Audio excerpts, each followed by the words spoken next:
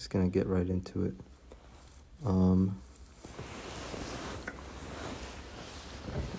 First, start off by saying that with regards to whenever you hear something, whenever you're listening to somebody speak Islam, or whenever you're doing anything, honestly, just have a sincere intention.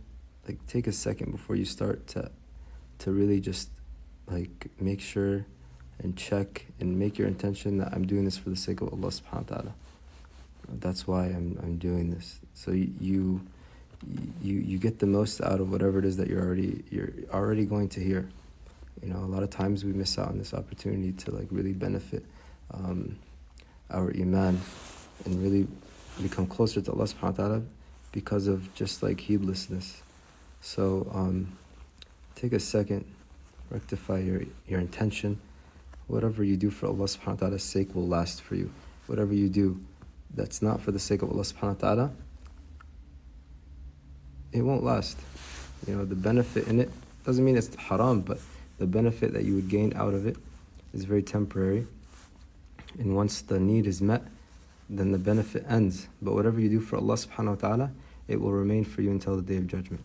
So this is something that really is like a hack.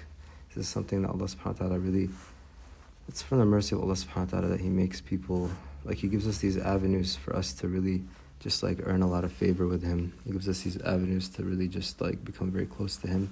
And things that aren't really difficult to do.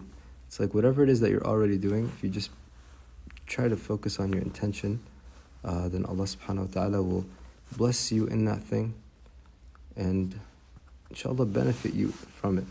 So I just wanted to like take a few minutes to talk about nurturing Iman. So nurturing Iman is the answer to what helps you stay grounded and true to yourself, especially with all the fitna. Iman is made up of three things and you need all three of them. Iman is made up of three things and you need all three of these things for your Iman to be complete. What are these things? It's that statement that we say, La ilaha illallah. Okay? La ilaha illallah. It's the belief that's in the heart, and it's the actions that's on the limbs.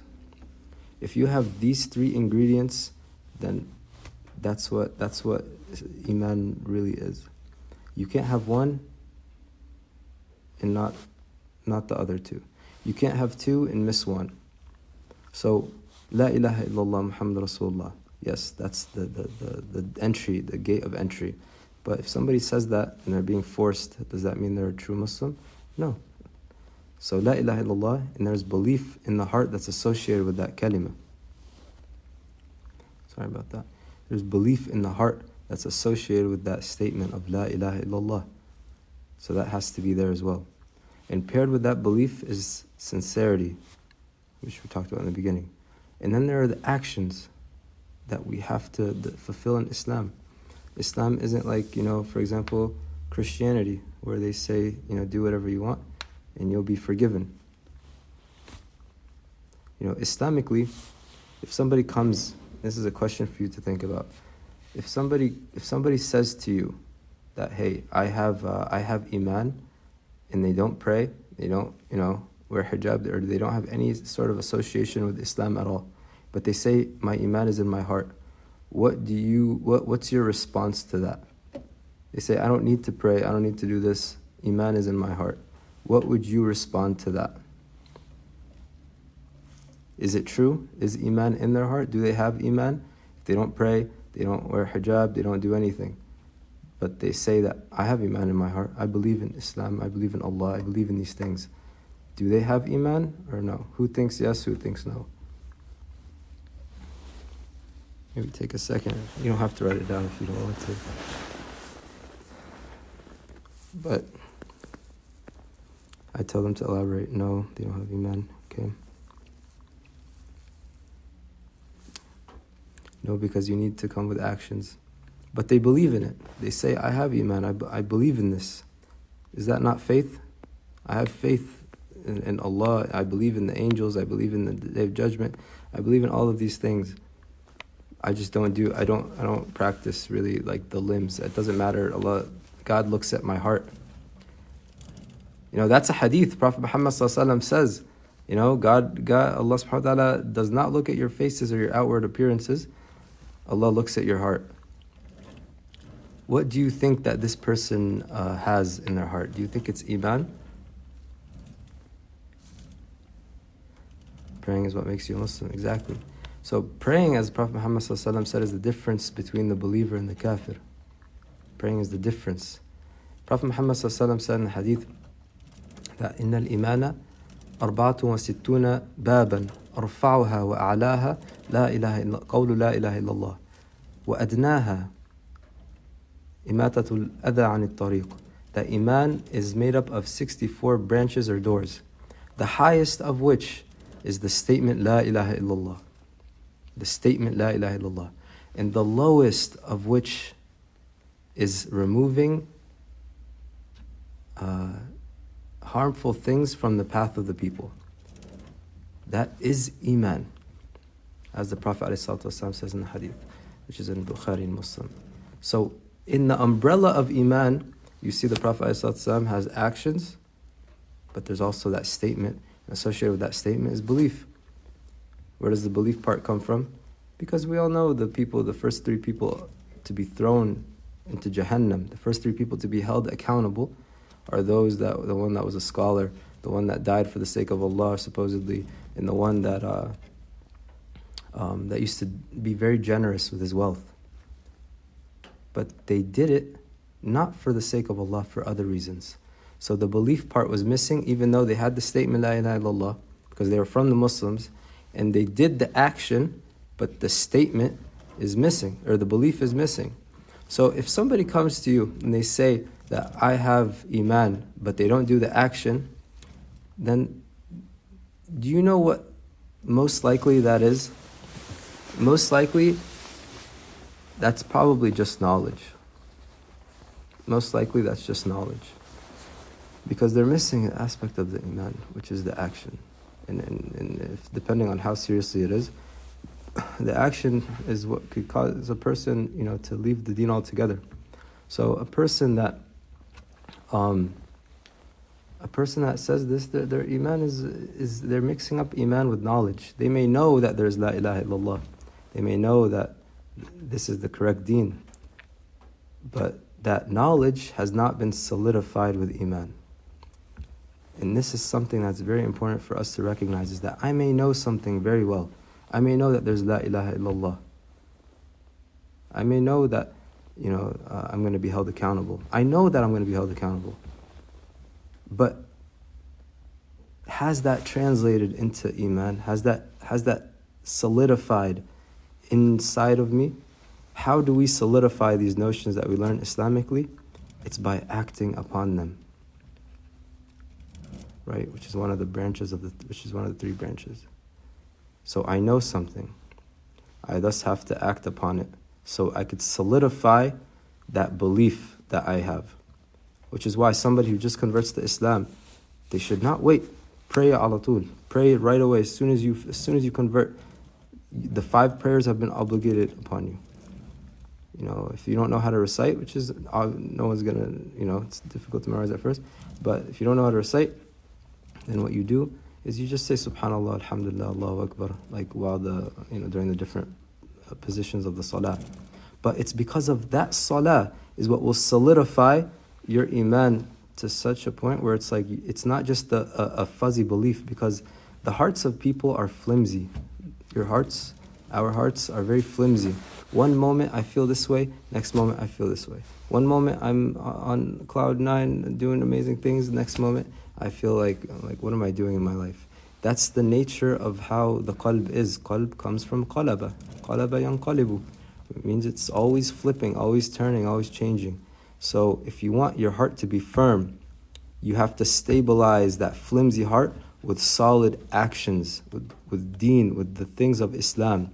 Now a lot of times what a person may do is that they haven't built a strong foundation of Iman, to which when they try to add upon something that is bigger than they could chew, which is good, it would be good for them to do it if they could maintain it, but they can't maintain it, and thus, it kind of like they go in a downward spiral, thinking like they're always failing and they're putting themselves in a really bad position because in reality, for example, let me give you an example to make this closer. Somebody hears a lecture online about praying tahajjud and how great it is, and they feel so motivated to pray tahajjud, and they decide that I'm not going to sleep at all, and I'm just going to I'm going to sleep a little bit after Isha, because that's what tahajjud is. I wake up after I sleep, and I'm going to pray like 5 hours. Do you think that somebody who doesn't pray the Sunnah prayers, norm of the Fard Salawat, do you think it's a good thing or a bad thing that after they listen to a lecture, to make it a point in their life that they're going to wake up for 5 hours to pray every single night? Do you think that's good or do you think that's bad? Who thinks it's good? Won't be able to be consistent with it, okay? Who thinks that's the good thing? Unrealistic. It's bad. Okay. Bad. I think it depends on the intention. Well, the intention is for Allah, of course. That part is down. Okay, bad. Everyone thinks it's bad. Okay. I think Allah knows it's in there. I think they're going about it the wrong way. Okay. So everyone's on the same page. What would you tell them? What would you say to this person if they were to come to you with that? Somebody says, hey, and you know them, they're not normally a prayer of the night, let alone, they're barely praying the 5 obligatory prayers. They want to they're deciding to pray 5 hours tahajjud every single night. And they come to you and they ask you, what would you say to them? Focus on the obligatory acts and work your way up.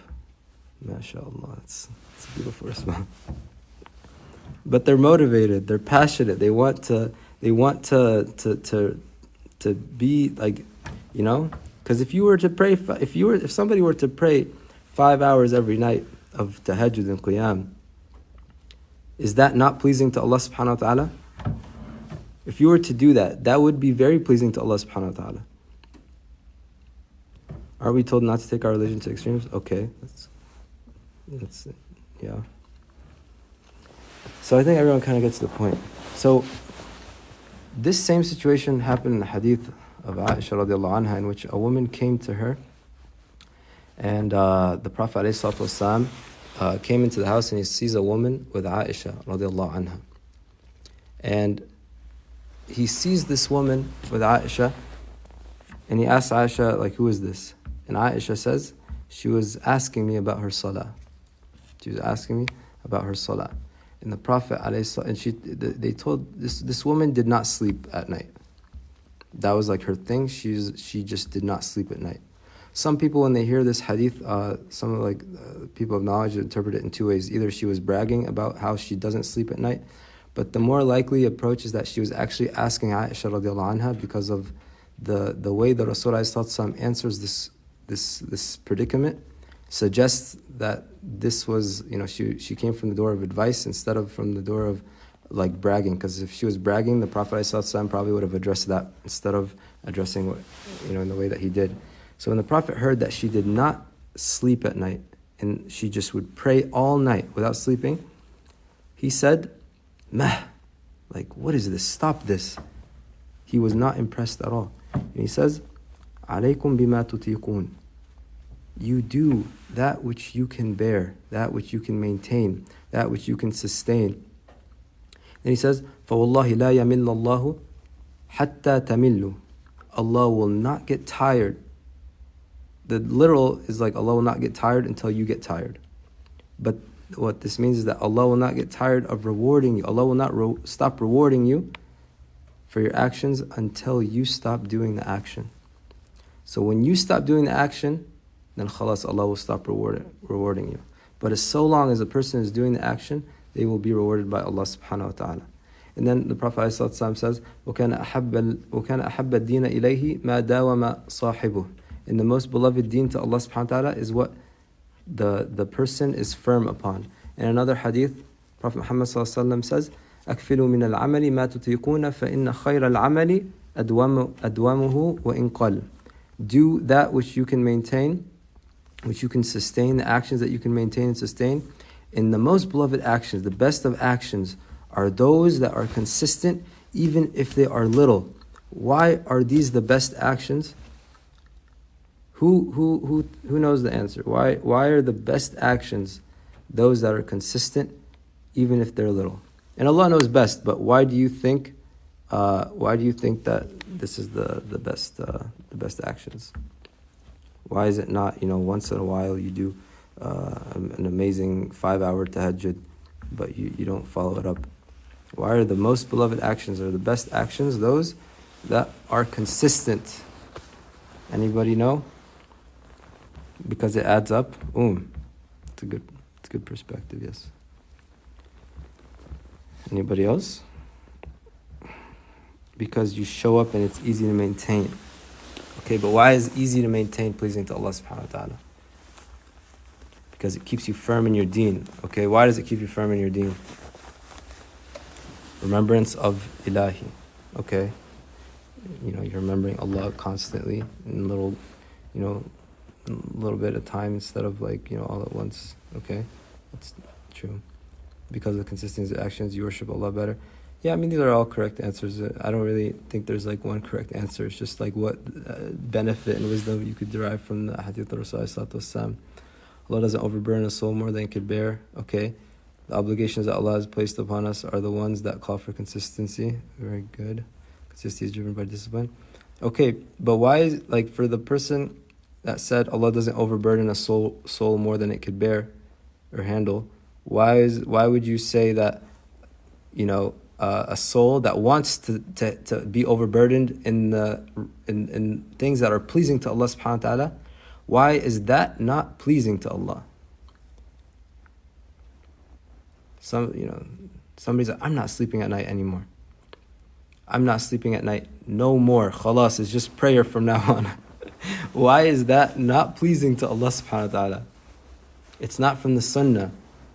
Yes. It's not from the Sunnah.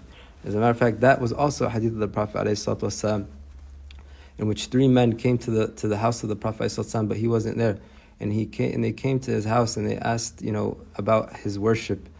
And when they heard the wife of the Rasul ﷺ describe the worship of the Rasul, the hadith says, taqalluha, they belittled it. They thought it wasn't that much.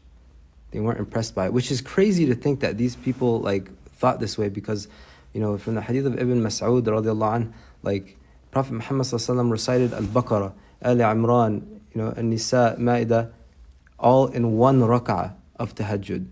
So I don't know what these people were thinking about when they belittled the worship of the Rasul sallallahu, but that's crazy to me, because it shows you people come in different shapes and sizes. Some people are just naturally rough and tough and extreme. But the hadith says they belittled the worship of they thought it was little. And they said to themselves, this is the Rasul of Allah subhanahu wa ta'ala. He's already forgiven for everything he's done. Who are we compared to him? He's already forgiven. We need to do more than him, because this is what, we're not like him. We're not on his level. He's already forgiven. Of course he doesn't need to do that much. So they belittled, they didn't see it as much. And the Prophet ﷺ also used to do wisal, which is something that he would do but was forbidden upon his ummah to do, which is fasting 2 days or more consecutively without breaking your fast. Prophet ﷺ often would fast without breaking his fast, but he forbade his companions from doing so. They would always ask him, Ya Rasulullah, can we try? Can we try? And he would always say, no, you cannot do it. No, you cannot do it. No. And then one day they were like, just let us, try. And then he was like, okay. So the first day they go, they're doing their thing, it's going good, right? They fast, it's Maghrib time, they're still going strong. They're like, okay, alhamdulillah. Second day comes around, Prophet Muhammad sallallahu alaihi wasallam, doesn't break his fast, still going. Then the second day they really feel it. The second day they start to really they start to really feel the pain of the fasting without breaking the fast. And then when they finally reached Maghrib of the second day, and they were really just on the verge of dying, the Rasul said, okay, I'm going for a third day. And then they were like, okay, yeah, now we know why. And he was like, أَنَا لَسْتُ كَهَيْئَتِكُمْ, I'm not like you. You know, I أبيت مع ربي يطعمني ويسقين. Like I stay with Allah. I stay with Allah. He feeds me and He gives me drink. But it's not like, you know, Allah's not like giving him food and drink like, you know, it's not just like being inserted into his stomach. You could say it's like the dhikr of the Rasul ﷺ, the Iman, the spirituality of the Messenger of Allah subhanahu wa ta'ala, that would take place of like food and drink. Like that was a source of nourishment for him. So this is something that he forbade for the ummah. This is haram for us to do. But, you know, this is the way of the Prophet ﷺ. So when you hear the people that belittled the worship of the Rasul ﷺ, I don't know what these people were on. Because they must have been on a whole other, like, I don't know, like one of them said, so continuing with the hadith, you know, when the wife told them about the way of the Prophet ﷺ, they belittled it. They didn't think it was much, and they said that the Rasul ﷺ is the messenger. He's already forgiven. He's protected. He's like righteous. You know, who are we compared to him? We need to do more. One of them said, I'm going to pray all night without sleeping. Khalas, no more sleeping at night. One of them said, every single day I will fast. That's it. No more eating during the day forever. And another one said, Wallahi, I will never get married. And that man, I don't know. That guy is probably the most zahid out of all of them. I don't know what, you know, mashallah, like, you know, it's an intense one right there. I think that's probably the hardest one. And then the Prophet ﷺ was made aware of this, and he comes to them after and he says, are you the guys, are you the people that said, you know, that said that you were going to, you know, pray all night and fast every day and, you know, all this stuff? He said, yeah. And then he, sallallahu alayhi wasallam, said, أَنَا أَعْلَمُكُمْ بِاللَّهِ, I am more knowledgeable of Allah than you. وَأَنَا أَتْقَاكُمْ, and I am more fearful of Allah than you. I am more fearful of Allah than you. And I fast and I break my fast. And I eat, and I sleep at night, and I also, you know, I stand up to pray at night, and I also sleep. And I marry women. And then he says, فَمَنْ رَغِبَ عَنْ سُنَّتِي فَلَيْسَ مِنِّي, whoever abstains from my sunnah, they are not from me. Whoever deviates off of my sunnah, they are not from me. Sunnah is the way, the path, the lifestyle, what the Prophet ﷺ was on, the way he did things. This is the sunnah that we follow, you know. So this just really goes to show that the best way is following the way of the Prophet ﷺ. And falling into extremes is never the way of the Muslim. So you always want to be in the middle. So to wrap it all up in the end together, you have to nurture your Iman. How do you nurture your Iman? How do you make your flimsy heart stable? By solidifying that belief, which the belief is in the heart, right? How do you solidify that flimsy heart? By keeping it firm with actions. Every single one of us, after this video, inshallah, you should plan a daily like Islamic routine where every single day you have to do X amount of whatever it is that you want to do. But it has to be, even if it's very little, even if it's very, very little, but you have to have something, because that will keep you at a baseline through which your Iman will not decrease. You know, if you're praying the sunnahs of the salawat, your Iman will be at a place where it won't decrease beneath that level. You know, if you're praying all of the sunnahs of the salawat, your Iman can only go so low, because that action is what is maintaining your Iman. Because Iman increases and decreases. And it increases with acts of obedience, and it decreases with sin. Iman increases and decreases. It increases with what? Acts of obedience. And it decreases with sin. So you want to build a foundation through which you can pile up as many acts of obedience as you can, so that by the time you leave this life in this journey of the dunya, you meet Allah subhanahu wa ta'ala with an iman that's sky high. Why? How? How is it working? Because you've maintained that iman through a consistent basis of acts of obedience to Allah subhanahu wa ta'ala every day. I wake up, you wake up, like I'm gonna read Quran 10 minutes. I'm just gonna do that, after Fajr, 10 minutes of Quran. And then every day I'm gonna shoot for getting 70 astaghfirullahs. You start off like that, and then you add upon that. You add upon that, you add upon that, you add upon that. And after some time, you will see yourself, wow, I'm actually doing a lot of, like Allah will open doors for you to increase in your acts of obedience. So this is the journey of a Muslim in this life. And another thing is, what if you're doing all these acts, right? But your iman is like starting to dip. You're praying the sunnahs, you're reading the Quran, but you don't feel iman increase. What's the answer to that? Why? Why might your iman not increase after you're doing an act that is of obedience to Allah subhanahu wa ta'ala? Who knows the answer? Sincerity. Man, the first answer was the right one. You're doing a sin? No. If somebody, so sins decrease your iman. Sins decrease iman. But if I, for example, read a page of Quran, the first couple times I did it, my iman, I felt the taste of iman after I finished reading the page. Now, after a year in, I don't feel that different after I read the page. This is an example. You can apply this with other acts. The reason for that, even though you're doing the act, it goes back to what are the ingredients of iman. Iman is made up of a statement on the tongue, belief in the heart, and actions of the limbs. So I'm doing the action, and now I have to make sure that my sincerity is there. And that's the thing that oftentimes goes with time, is that a person starts to do things out of routine, out of habit. You're not thinking about it anymore. You're not realizing what you're doing anymore. Whereas the first time that you did it, you were like, wow, this is something that I couldn't do before. Now I'm able to do it. So you're you feel, because your whole, your body and your mind is into it. But after some time, you start to it starts to fade. And iman fades, Iman fades after time.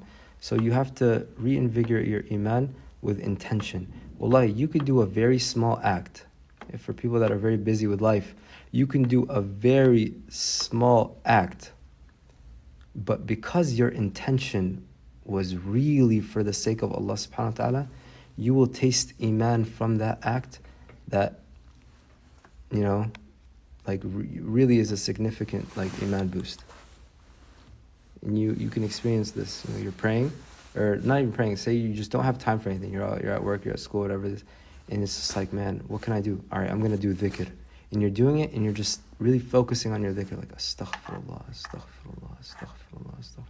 And you're just going like that, and then after some time, it really just starts to you feel the iman from the act, because the sincerity behind that act was so high. It makes it really just takes that action to a whole nother level. And sometimes the opposite is true. You could do a big act, but because you're not even thinking about Allah subhanahu wa ta'ala while you're doing it, well, that explains why the iman isn't there. That explains why a person could go to the masjid to pray, and after they leave, they go and commit whatever sin that that they may be doing. I'm not talking about a sin that they're addicted to or whatever it is. Allah rid you all of that. But they leave the masjid not feeling any pump. You leave the gym, you get a pump, right? When you leave the gym after a good workout, how do you know that you have a good workout after you work out? You have a strong pump. You feel dang, my muscles are so jacked. Similarly, when I do an act for the sake of Allah subhanahu wa ta'ala, I should feel, depending on the act, of course, depending on the effort and the sincerity, but I should feel some sort of iman increase after doing it. If I don't, then maybe I did the act wrong, right? That's possible. The action was done in a way that's not the sunnah of the Prophet ﷺ, or the action is, or the sincerity wasn't there. So, yeah. So to wrap it all up, Iman is made up of three things. What are the three things that makes up Iman? Somebody type it in the chat.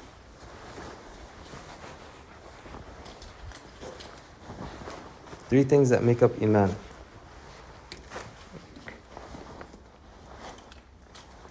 Anybody? It's a shaitan trap? No, that's not what the Iman is made up of. Belief in the heart, actions of the limbs. Okay, you're missing one. You're missing one. Action, sincerity, belief. Nope. Oh, you guys listening or not? Iman is made up of three things. You guys mentioned two. So there's action. Sincerity falls under belief. But what's the last? There's speech of the tongue. Yes. Jazakallah khairan. MashaAllah. Allahu Akbar. Allah give you firdaus. So, with that, I think, that's kind of the point of this live. Allah subhanahu wa ta'ala increase you all in Iman, increase you all in, sincerity and taqwa and piety. And Allah subhanahu wa ta'ala make you all righteous people, cool people. Allah ease the screaming and yelling of your heart and the crying of your heart. And Allah subhanahu wa ta'ala make you happy people and make you realize that happiness is not in anything that you're given of the dunya, even if that thing may be halal, but rather happiness is only from Allah subhanahu wa ta'ala. Happiness from Allah subhanahu wa ta'ala. This is what happiness is. You could be given the dunya and everything in it. I'm not talking about haram. I'm just saying that, halal things. You're given halal things, but happiness is in treading the path that we just talked about today. That's where happiness is. If you nurture your Iman, what you're doing is being close to Allah subhanahu wa ta'ala. And when you're close to Allah subhanahu wa ta'ala, that is where happiness is. That is where happiness is. Shaitan diverts and deceives us by making us think that happiness is in these other things. Happiness is not in anything other than being close to Allah subhanahu wa ta'ala. The suffering that you face from the dunya, if a person's Iman reaches that level, they'll love that suffering, because they're so connected to Allah. And wallahi, that's not something that has to be very far away from you. That's not something that has to be very far away from you. You could be right there. You're only one sincere dua away from that. When you tread that path, wallahi, it'll slap you in the face one day and you'll just be like, wow, alhamdulillah. No, but Allah opens doors for you, and nobody comes walking to Allah subhanahu wa ta'ala, except the hadith says what? Allah goes running towards them. So Allah subhanahu wa ta'ala make it easy for the people, and make us all very cool and spicy. Alright guys, assalamu alaikum wa rahmatullahi wa barakatuh. Subhanakallah bihamdik, subhanakallah bihamdik, ashhadu an la ilaha illa anta astaghfiruka wa atubu ilaik. Assalamu alaikum wa rahmatullahi wa barakatuh.